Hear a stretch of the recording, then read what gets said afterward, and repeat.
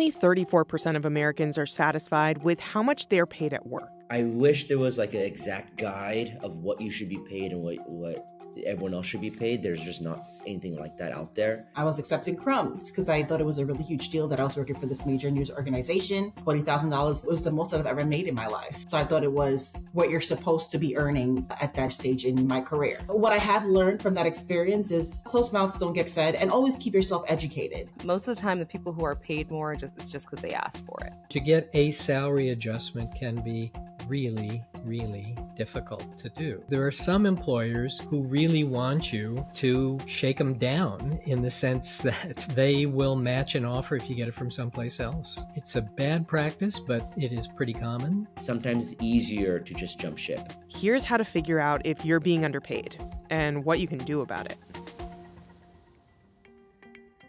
In 2016, I worked for a major news organization in ad sales as an account executive. I was an immigrant. I was here on DACA, so I was very appreciative of such an amazing opportunity. I was making $40,000 a year. I really thought that that was, a lot of money at the time, until I had like a casual conversation with my coworker who was actually complaining about making about $102,000 a year. It never occurred to me until that conversation that I just, I was severely underpaid. Around 1 in 20 workers in the U.S. said they would quit if they found out their coworkers earned more money than them, and 63% said they would demand equal pay. You can certainly ask other people doing similar jobs in your own organization how much they're being paid. The question, though, is figuring out whether the people you're talking to are really doing the same job that you're doing in all ways that matter. I was a really great account executive. I always hit or exceeded my quota quarter after quarter. At times, I can argue that I was actually doing a lot better than my counterpart that was earning significantly more than I was. I think the only difference between her and I is that she was a lot better at the political side of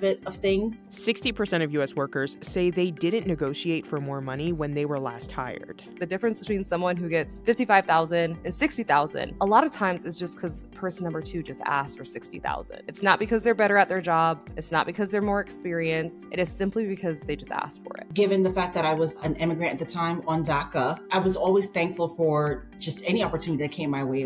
I was accepting crumbs. That experience has kind of pushed me to not accept crumbs and to always push and go after more in my life. A discrepancy in pay between two comparable employees may be due to market conditions. There's this issue that's called compression, and compression means that people are being paid differently on otherwise identical jobs because on what the job market happened to be like when they were hired. The big place we see this most commonly is people who've been hired a couple of years ago, and then somebody new comes in and gets paid more than they are because the job market has tightened. Their skills are scarce now, and they're paid more than you are. My initial reaction, I kept it calm, and I didn't want to allude to her that I made such little money compared to her. I kind of went back to the drawing board. I thought to myself, okay, clearly I'm underpaid. What am I going to do about it? When you realize that you're underpaid, that is your green light to go do research. The term underpaid shouldn't be used to compare you to a colleague. It should be compared to you and the market. There's always going to be a range in the market. It's possible that an objective person might say you're wrong, that these pay differences are not really that different, or there's justifications for them. Compensation has a lot of different pieces to it. It's not just like a simple formula that's like years of experience equals this amount of money, education equals this amount of money, and location equals this amount of money. In addition to speaking to people in your industry, you can do research online. One way is through referencing salary ranges listed on similar job descriptions. There are states and cities that have transparency laws on pay that require the employer to report or make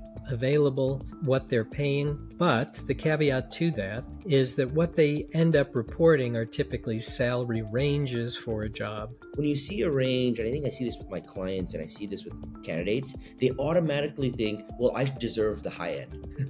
That's just natural, but that's where the disconnect becomes between the candidate wanting the high end and the company knowing, well, that range is not actually true. I would say that when recruiters and hiring managers and companies are putting those numbers up, it's always with the expectation you're probably going to fall somewhere in the middle. Usually the range that they put is the minimum and what likely the highest that they are willing to pay for that position. Even with sites like Glassdoor, Indeed, Blind, Levels.fyi, Salary.com, Built-in, and I use all of these as data points for compensation. But the best way to find that data is really by like tracking the jobs that you're applying to and looking at those salary ranges, right? Especially if it's in your location, because location is such a big data point when it comes to compensation. And sometimes I'll have people who will look at positions that for the states that are required to post salaries like New York and California, which are really, really high cost of living areas. And they'll be like, okay, well, this customer success position is paying $170,000. Yeah, it's paying $170,000 for a unicorn company in California, but you live in Tempe, Arizona, which is probably not going to pay the same amount. At the end of the day, companies are teams and they're going to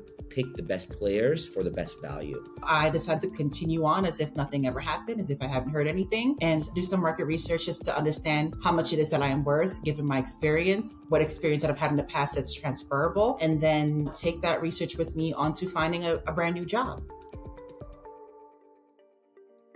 One option, if you suspect you're being underpaid, is to request a salary adjustment from your employer. But career experts say you should go into the conversation prepared. You should never bring up another coworker's name in that conversation. You shouldn't say, I had a conversation with Henry. I know we have the same experience and the same skills. I realize that he gets paid 20% more than me. I want the same salary as him. So when you go for that salary adjustment, you want to bring in other data points, and those data points need to be the impact that you brought to the company. Because at the end of the day, they could just find somebody else who's cheaper to do your job as well. I think what you want to avoid is escalating this to threats, which is easy to do. So once you start saying, this is not fair, other people elsewhere are making more than I am, hint, hint, hint, they're thinking, okay, she's threatening to leave. Your employer might very well say things like, there are other people who would love to have a job like this. Then they're also suggesting that you could end this relationship. And that is really dangerous territory to go into. So I would avoid that almost at all costs. But often your boss doesn't want to let you go, but the people at the top who are trying to hold the line on pay just say, I'm sorry, we can't do it. Good luck.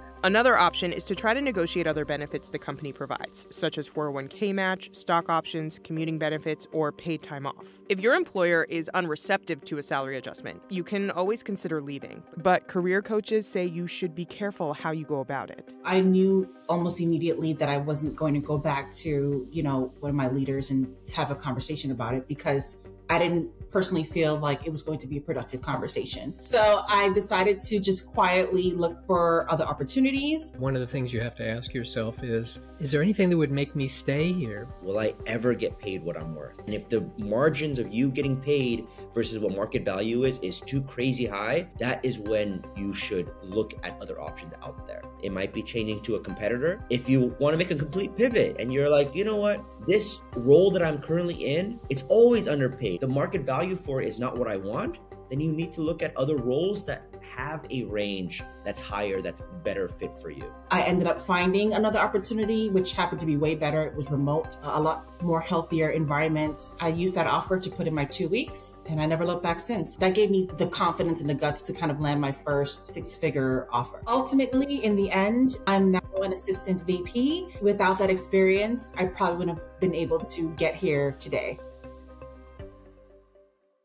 In certain circumstances, underpayment could be a sign of discrimination. Workplace discrimination laws vary by state. The Equal Employment Opportunity Commission, or EEOC, enforces laws that protect workers from unfair treatment, harassment, retaliation, and other potential violations. It's the small little things you got to look out for. If you constantly feel the microaggressions during your day-to-day job, it's probably affecting your pay as well. I have been discriminated in my career. I don't think it was necessarily at this organization, because I have witnessed them kind of treat everyone equally toxic. You would be surprised at how little evidence you need to start a case like this. And so if you ever feel that, reach out to an employment lawyer in your state. Many lawyers take cases on contingency and will be paid a percentage of any money that results from a judgment. While documentation will assist in moving the legal process forward, cases can take years to work their way through the court system. I definitely would say to anyone else that's listening out there, do your research, Don't be afraid to have those tough conversations, negotiate, ask those questions, and don't just accept any old crummy offer.